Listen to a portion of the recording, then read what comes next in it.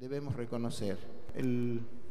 Lo que nos tocó vivir en la década del 90 es la antítesis del pensamiento y de la acción de lo que es un gobierno peronista, por más que haya sido o se caracterizara como un gobierno peronista, que fue la década del menemismo, en donde el proyecto neoliberal, como herencia de una dictadura militar sangrienta, impuso a sangre y fuego un modelo que avanzó sobre todas las conquistas y todas las cuestiones que se habían logrado en el peronismo. Se disolvieron todos los organismos de contralor y todos los organismos de participación en el Estado. Se disolvió la Junta Nacional de Granos, se disolvió la Junta Nacional de Carne, se privatizaron los puertos, se concesionaron las rutas,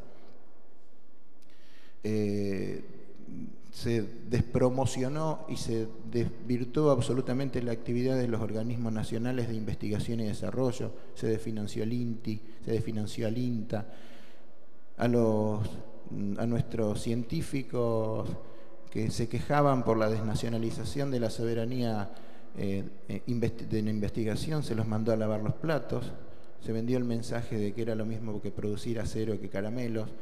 En definitiva, se intentó desmontar y se logró, y sufrimos las consecuencias durante mucho tiempo, y mucho más en el sector agropecuario. Yo le quiero agregar una cosa a lo que decía Ider. Ider hablaba de los derechos de exportación o de las retenciones. No digo retenciones porque me reta la presidenta. La presidenta habla de derechos de exportación como realmente son derechos de exportación, como una cuestión de una retención de una renta extraordinaria. Es en cierto sentido eso. Yo me atrevo a decir que es un tipo de cambio diferencial al interior de la economía.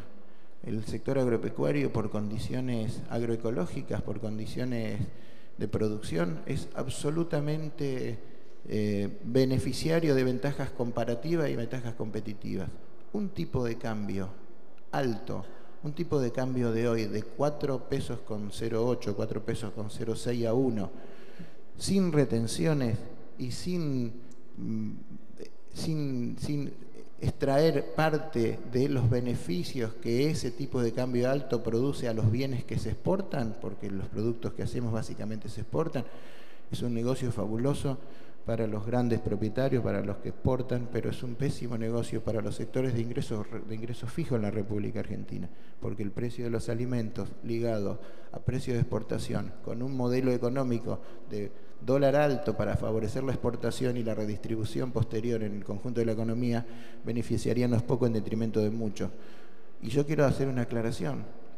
En la década del 90, nosotros, con un dólar anclado de 1 a 1, con un retraso cambiario casi del 100%, como se produjo en los 10 años a partir de un ajuste de precio inicial y de un proceso inflacionario que fue del casi 100%, ese ajuste provocó que en Argentina, sin haber un punto de retención, con retención cero, se fundieran más de 200.000 pequeños y medianos productores. En Argentina, muchos de ustedes se acordarán, los más jóvenes no, pero vale la pena recordarlo. En la Argentina, que vean cómo está hoy, comíamos naranjas israelíes, tomábamos leche neozelandesa, comíamos carne norteamericana o australiana, tirábamos la fruta al río. Para los que nos acordamos, el destino de nuestro joven y de nuestra gente era Ezeiza, o los que no tenían plata para el pasaje aéreo, el colectivo, y así estábamos, hasta que, voy a ir haciendo breve porque tiendo a alargarme hasta que surgió nuevamente en el 2003 un gobierno peronista. Yo creo que el gobierno que tenemos con Néstor y con Cristina es el más peronista de todos los gobiernos, lo más parecido a un gobierno peronista en el sentido del peronismo.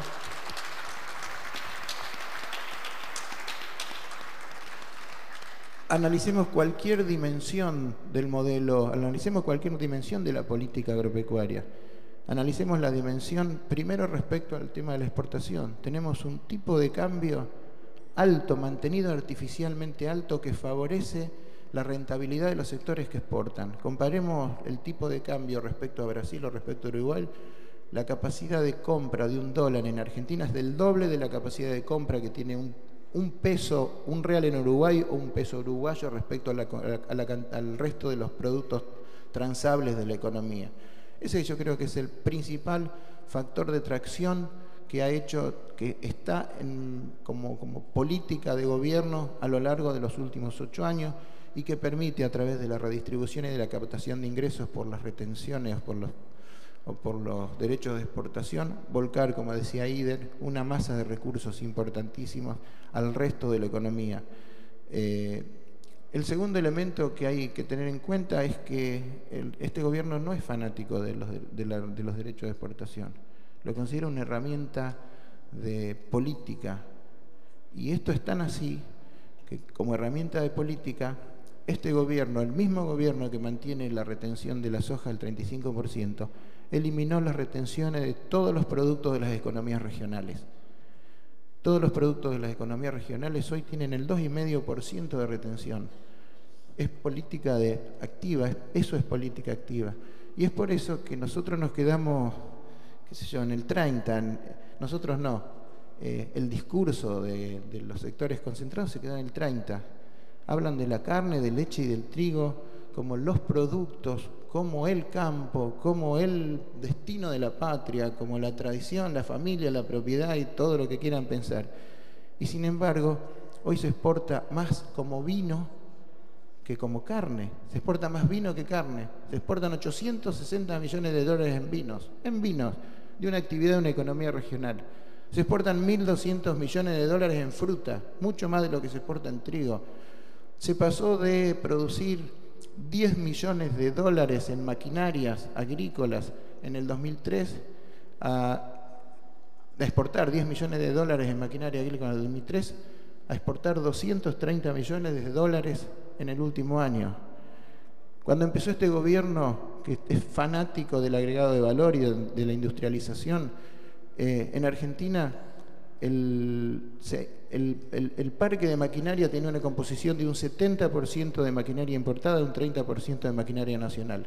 Hoy se invirtió la relación, 8 años después, el 70% de las maquinarias de origen nacional y el 30% de las maquinarias de origen importada. Y esas maquinarias de origen importada, básicamente tractores y cosechadoras, están siendo objeto de una mirada especial por parte del gobierno para terminar de reemplazar ese componente y darle trabajo a los argentinos. Podríamos analizar cualquier cantidad de políticas de este gobierno, pero creo que es la tarea del ministro, que es el que las piensa.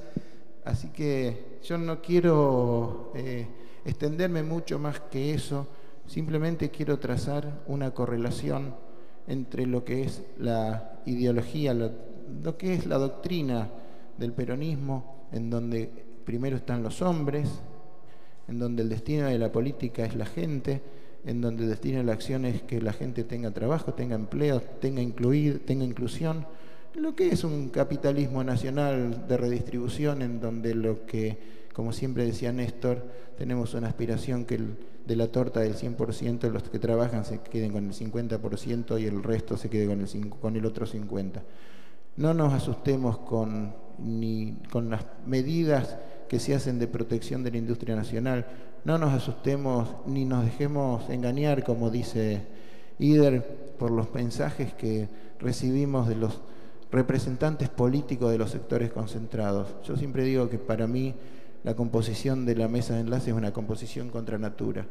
En dos casos, la Sociedad Rural y la Confederación Rural Argentina, como ideología, siempre fueron soportes básicamente de políticas neoliberales y no tuvieron ningún problema en apoyar golpes militares, procesos. Yo me acuerdo, y lo digo como ejemplo, porque el otro día estaba leyendo, repasando la historia de la sociedad rural. En el año 2001, 3 meses antes del golpe de la caída del viaje de helicóptero de la Rúa, en el 2001, la sociedad rural, en una solicitada, saca y le echa la culpa de la mala situación económica a que no había habido los suficientes ajustes económicos y el Estado seguía siendo ineficiente y obstaculizando la economía. Pedían más ajustes en el 2001 al cabo de una situación que había llevado a un 40% de desocupación, 15 monedas dando vuelta, etcétera, etcétera.